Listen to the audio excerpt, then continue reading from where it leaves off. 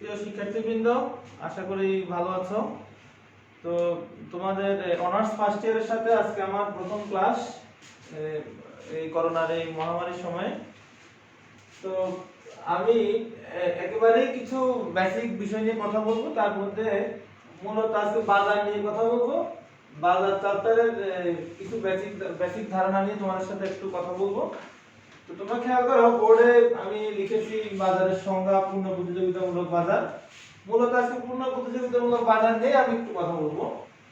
বাজারের সংজ্ঞা তোমরা, এটা গুরুত্বপূর্ণ এই কারণে, কারণ তোমরা অনেকে কিন্তু সঠিক সংজ্ঞাটা জানো না, অনেকে অনেকভাবে পড়ে এসছো। যেমন ইন্টারমিডিয়েটের বইগুলোতে কিছুটা ভুল থাকে অনেক সময়, অনেক জায়গায় লেখা আছে বাজার এটি নির্দিষ্ট স্থান, কোথাও লেখা আছে বাজার একটি পণ্য। আসলে বিষয়টা এরকম না। বাজারের সংজ্ঞাটা তোমরা একটু খেয়াল করো। আমি বলছি যে বাজার হচ্ছে একটি প্রক্রিয়া যেখানে ক্রেতা এবং বিক্রেতার উপস্থিতিতে একটা পণ্য বিনিময় হবে, অর্থের বিনিময়ে পণ্যটা একজন থেকে একজন নিবে। এটা হচ্ছে বাজার। তাহলে এখানে বাজার কোনো পণ্য না, বাজার কোনো স্থান না, বাজার হচ্ছে একটা প্রক্রিয়া। এই কথাটা তোমাকে একটু মনে রাখতে হবে। আরগুলো তোমরা বইতে পেয়ে যাবে, এটা একটু গুরুত্বপূর্ণ এই কারণে বললাম। এখন আসো পূর্ণ প্রতিযোগিতামূলক বাজার।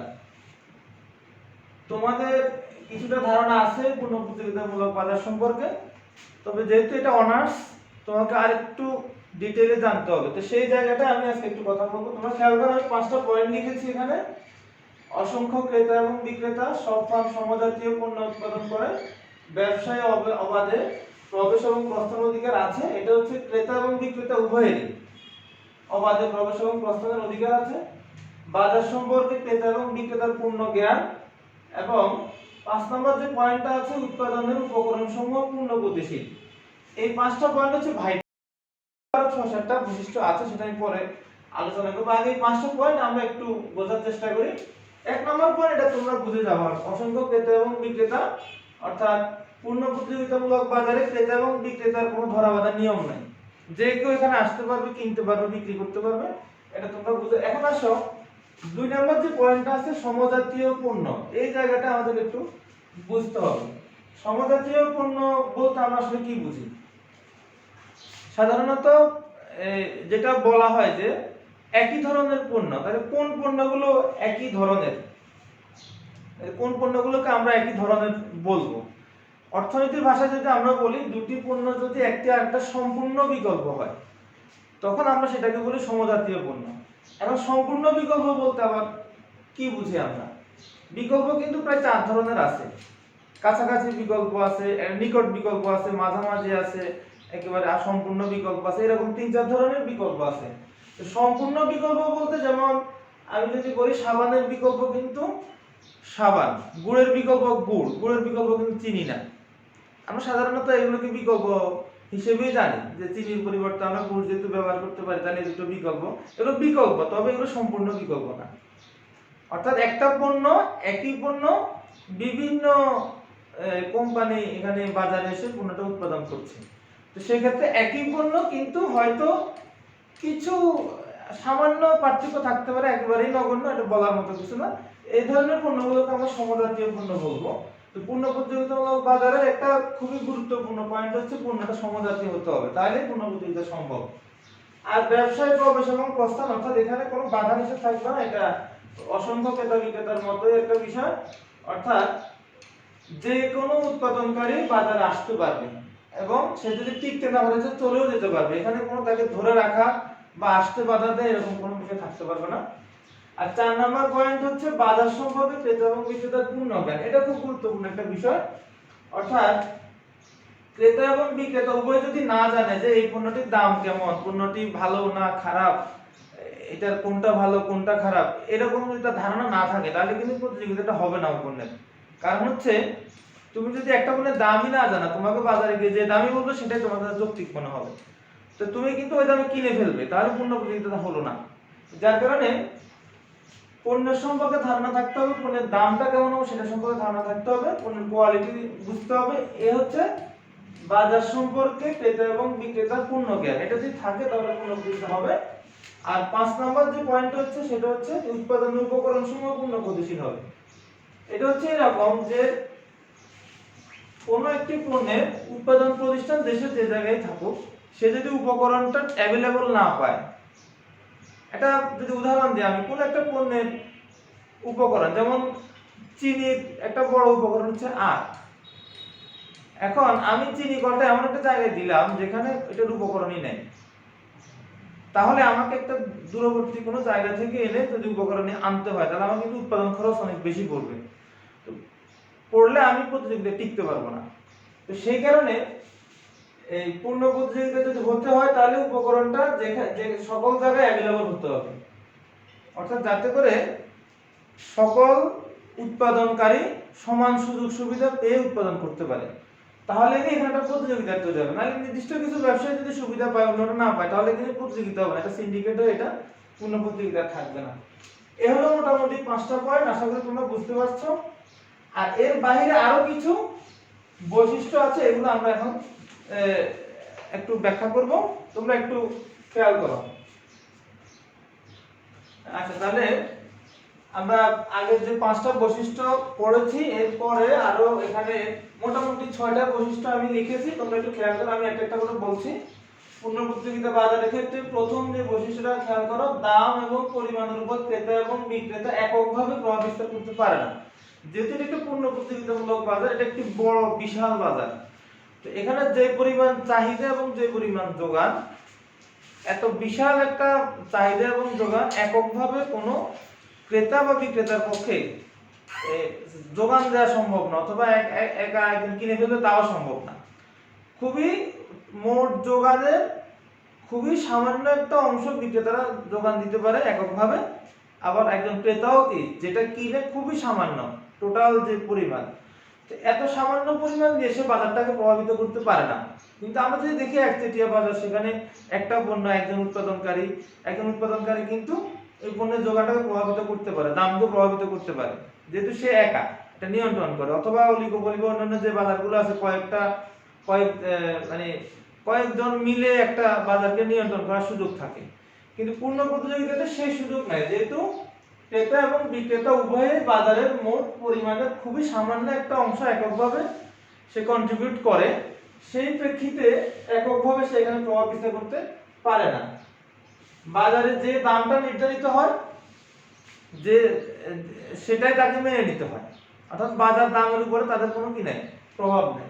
এরপর আসলে পরিবহন ব্যয় বিবেচিত হয় না। এর একটা খুব ইন্টারেস্টিং বিষয় যে পণ্য যদি বাজারে নিয়ে আসে কোনো কোম্পানি, তাহলে তার তো একটা পরিবহন খরচ হবেই, কিন্তু এখানে পরিবহন খরচ বিবেচিত হয় না। এটা কারণ হচ্ছে এরকম যে কোনো একটা কোম্পানি সে যদি দেশের বিভিন্ন জায়গায় বা বিশ্বের বিভিন্ন জায়গায় সে দিতে যায়, তাহলে তার পরিবহন খরচের মধ্যে একটা পার্থক্য তৈরি হয়। এক এক কোম্পানির পরিবহন খরচ এক এক রকম। এটা যদি বিবেচনায় নেওয়া হয়, তাহলে পণ্যের দাম কিন্তু একরকম রাখা যাবে না, অর্থাৎ দামের মধ্যে ভিন্নতা আসার সুযোগ থাকে। সেই জন্য এখানে পরিবহন বিবেচিত হবে না। তাহলে অর্থাৎ কোম্পানি তার বাজারে যে কম্পিটিশনের মধ্যে যে দাম নির্ধারিত হয়, তার মধ্যে সে পরিবহন খরচটা রেখে পণ্যটা সাপ্লাই দিতে হবে। এটা হচ্ছে পূর্ণ প্রতিযোগিতার একটা গুরুত্বপূর্ণ বিষয়। পরিবহন ব্যয় আলাদা করে বিবেচিত হয় না, তবে এটা একটা সিস্টেমের মধ্যে দিয়ে তাকে করতে হবে।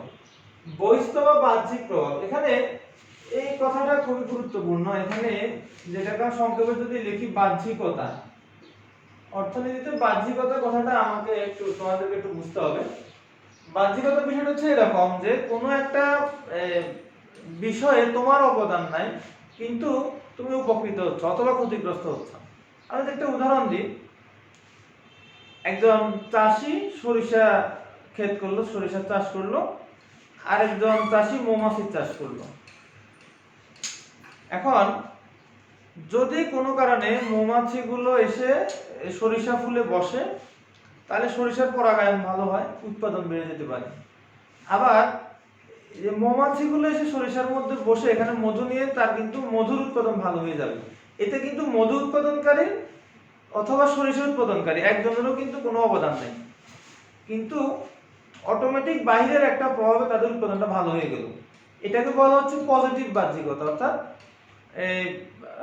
একেবারে ধনাত্মক বাহ্যিকতা যেটাকে আমরা বলি বাংলায়, যদি বেড়ে যায়। আবার কোনো কারণে ধরো একজনের বাসায় আগুন লাগলো, সে আগুনটা আবার পাশের বাসায় ঢুকে গেল, অথবা যদি আমরা অন্যভাবে চিন্তা করি, যেমন একজন গরু চাষ করে, গরু লালন পালন করে, আরেকজন ফসল করে।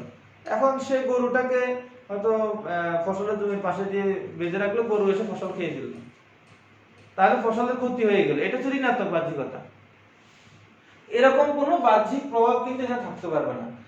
এই জায়গায় যেটা প্রাসঙ্গিক সেটা হচ্ছে, সরকার যদি কোনো নিয়ম করে বা কোনো নীতি করে যে ট্যাক্স বাড়িয়ে দেয় অথবা কোথাও কোনো একটা নিষেধাজ্ঞা আরোপ করে, তাহলে কিন্তু উৎপাদন ক্ষতিগ্রস্ত হয় বা ব্যয় বেড়ে যায়।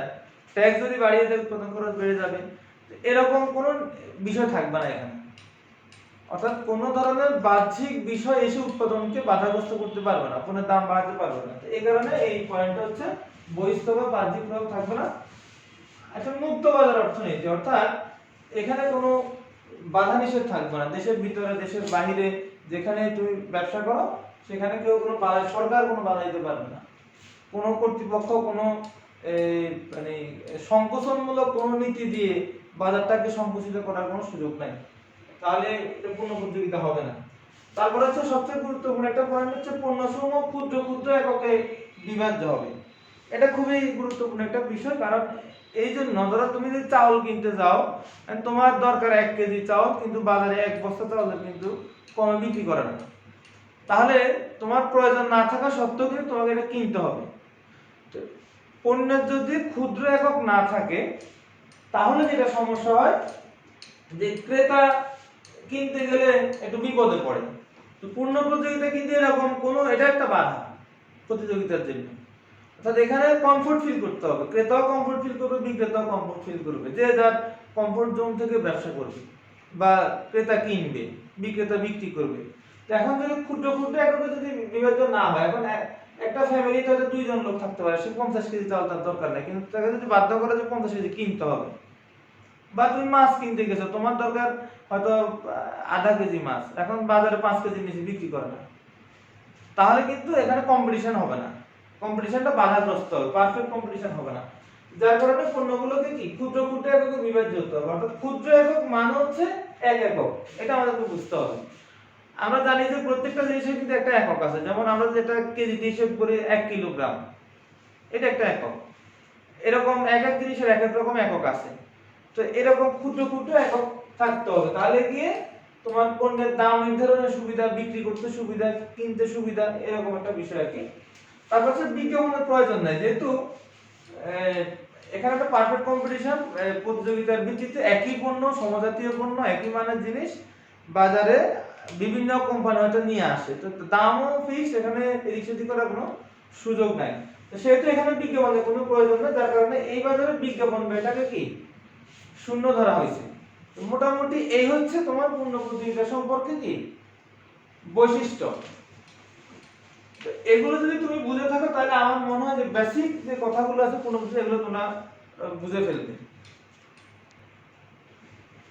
আচ্ছা, তাহলে তোমরা খেয়াল করো, আমি মোটামুটি তোমাদেরকে বাজার সম্পর্কে ধারণা মোটামুটি দিয়ে ফেলেছি, পূর্ণ প্রতিযোগিতামূলক বাজার সম্পর্কে। এখন একটু দুটো টপিক ছোট্ট করে একটু আমি ব্যাখ্যা করে আজকে ক্লাসটা শেষ করব। তবে খেয়াল করো, আমি বোর্ডে লিখেছি বিশুদ্ধ প্রতিযোগিতা বনাম পূর্ণ প্রতিযোগিতা। আচ্ছা, আরেকটা লিখেছি পূর্ণ প্রতিযোগিতায় একটি ফার্ম দাম গ্রহীতা। এই দুটো কথা আমি ব্যাখ্যা করে তোমাদের সাথে আজকে বিদায় নিব। খেয়াল করো, এখানে আমি তোমাদেরকে প্রথমে আমি পূর্ণ প্রতিযোগিতার 5টা বৈশিষ্ট্য বলেছিলাম একেবারে প্রথমে। সেগুলো হচ্ছে অসংখ্য ক্রেতা বিক্রেতা থাকবে, সমজাতীয় পণ্য থাকবে, অবাধে প্রবেশ এবং প্রস্থান থাকবে, অর্থাৎ ক্রেতা এবং বিক্রেতা, বাজার সম্পর্কে ক্রেতা বিক্রেতার একটা পূর্ণ জ্ঞান থাকবে, এবং উপকরণের পূর্ণ গতিশীলতা থাকবে। এই 5টা পয়েন্টের মধ্যে যে বাজারে প্রথম 3টা পয়েন্ট ফুলফিল হয়, সেই বাজারটা হচ্ছে বিশুদ্ধ প্রতিযোগিতামূলক বাজার। আর যে বাজারে এই 3টা পয়েন্টের সাথে এই 2টা পয়েন্ট, অর্থাৎ 5টা পয়েন্টই পুরোপুরি যে বাজারে আছে, সেটা হচ্ছে পূর্ণ প্রতিযোগিতামূলক বাজার। তাহলে বইতে তোমরা একটা পার্থক্য দেখবে যে বিশুদ্ধ প্রতিযোগিতা এবং পূর্ণ প্রতিযোগিতার পার্থক্য। হ্যাঁ, এই পার্থক্যের মধ্যে এই মূল কথা এটা যে এই 3টা পয়েন্ট যদি থাকে বিশুদ্ধ প্রতিযোগিতা, আর এই 3টা সহ মোট টোটাল 5টা যদি থাকে পূর্ণ প্রতিযোগিতা। তাহলে সহজে আর অন্য পার্থক্যগুলো বুঝে যাবে যে বিশুদ্ধ প্রতিযোগিতার একটা ছোট ধারণা, পূর্ণ প্রতিযোগিতাটা একটা বড় ধারণা। একটা বাজার যদি পূর্ণ প্রতিযোগিতামূলক হয় তাহলে সেটা অবশ্যই বিশুদ্ধ প্রতিযোগিতামূলক বাজার, কারণ বিশুদ্ধ প্রতিযোগিতার তিনটা বৈশিষ্ট্য কিন্তু পূর্ণ প্রতিযোগিতার মধ্যে আছে। কিন্তু সকল বিশুদ্ধ বাজার কিন্তু পূর্ণ প্রতিযোগিতামূলক বাজার না, অর্থাৎ যে বিশুদ্ধ বাজারে শুধু এই তিনটা পয়েন্ট আছে, এই দুটো পয়েন্ট নাই, এই দুটো বৈশিষ্ট্য নাই, তাহলে সে শুধু বিশুদ্ধ বাজার, বিশুদ্ধ প্রতিযোগিতামূলক বাজার, সে কিন্তু পূর্ণ প্রতিযোগিতামূলক বাজার না। এই যে মোটামুটি এই দুটোর মধ্যে পার্থক্য তোমরা একটু বইতে দেখলে হয়ে যাবে। আর এখন আসো এই শেষ যে পয়েন্ট আছে পূর্ণ প্রতিযোগিতামূলক বাজার, অ্যাক্টিভ ফার্ম গ্রামগুলোতে আমি ব্যাখ্যার মধ্যে বলেছি কথাটা অলরেডি। অর্থাৎ যেহেতু পূর্ণ প্রতিযোগিতামূলক বাজারে চাহিদা এবং যোগানের একটা ঘাত প্রতিঘাত বা প্রতিযোগিতার মাধ্যমে একটা ভারসাম্য দাম এবং পরিমাণ নির্ধারিত হয়, এবং যে দামে যে পরিমাণ নির্ধারিত এটাই তোমাকে কি বিক্রি করতে হবে, এর বাইরে তোমার যাওয়ার কোনো সুযোগ নাই। যেহেতু বিক্রেতা একটি বাজারের মোট যোগানের একেবারেই সামান্য একটা পরিমাণ সে কন্ট্রিবিউট করে, অর্থাৎ একটা বাজারে যে কোনো পণ্যের বাজার, যেটা একটা মুক্ত বাজার অর্থনীতি, এখানে বিশাল একটা যোগানের প্রয়োজন হয়। তো এককভাবে কোনো একজন উৎপাদনকারীর পক্ষে এত বিশাল যোগানের একটা বড় অংশ সাপ্লাই দেওয়ার সুযোগ হয় না বা পারে না, যার কারণে সে পুরো বাজারে একটা সামান্য একটা অংশ সে কন্ট্রিবিউট করে, এবং এই কারণে সে বাজারকে প্রভাবিত করতে সক্ষম না। তো এই যেহেতু সে সক্ষম না, সেহেতু বাজারে যে দামটা নির্ধারিত হয়, অর্থাৎ তোমরা এরকম একটা চিত্র সাধারণত দেখে থাকবে যে চাহিদা এবং যোগান, এটা হচ্ছে যোগান রেখা, এটা হচ্ছে চাহিদা রেখা। তো এখন এটা যদি আমি ধরি দুটো চাহিদা এবং যোগান এই জায়গায় মিলিত হয়েছে, অর্থাৎ এখানে একটা পি নট দাম, কিউ নট একটা পরিমাণ, এটা হচ্ছে ভারসাম্য বিন্দু। তাহলে একজন বিক্রেতা কিন্তু এই পি নট দামের এইদিকে যাওয়ার কোনো সুযোগ নাই, কারণ হচ্ছে যদি সে এখানে পি1 একটা দামে যদি সে যায়, তাহলে এখানে দেখো চাহিদা কম যোগান বেশি, অর্থাৎ বাজারে যদি জিনিস অনেক বেশি থাকে কিন্তু দামও অনেক বেশি, তাহলে কিন্তু ক্রেতারা কিনতে চাইবে না, তাহলে বিক্রেতারা বাধ্য হয়ে কিন্তু দামটা তাকে কমাইতে হবে। আবার যদি আমরা এর নিচে আসি ভারসাম্য বিন্দুর, এখানে কি হবে, তাহলে এখানে হবে হচ্ছে যোগান কম কিন্তু চাহিদা অনেক বেশি। তো অনেক বেশি চাহিদা দেখলে কিন্তু বিক্রেতারা দামটা অটোমেটিক বাড়িয়ে দিবে। তার মানে হচ্ছে এরকম করে একটা চাহিদা এবং যোগানের মধ্যে একটা ব্যালেন্স হতে হতে একেবারে একটা মাঝামাঝি পয়েন্টে গিয়ে কি ভারসাম্যটা অর্জিত হয়। তো এই কারণে এই দামটা একজন বিক্রেতাকে মেনে নিতে হয়। এই প্রেক্ষিতে এই পয়েন্টটাকে যে পূর্ণ প্রতিযোগিতা একটি ফার্ম কি দাম গ্রহীতা। তো তোমাদের সবাইকে অনেক ধন্যবাদ এই ক্লাসটি দেখার জন্য। তোমরা বাসায় একটু নিজে নিজে একটু পড়ালেখা করতে হবে, যেহেতু এখন একটা বিশেষ পরিস্থিতি চলছে। তো সহসা যদি কলেজ খোলে তাহলে তো ক্লাসরুমে দেখা হবে। সে পর্যন্ত ভালো থাকবে। ধন্যবাদ সবাইকে।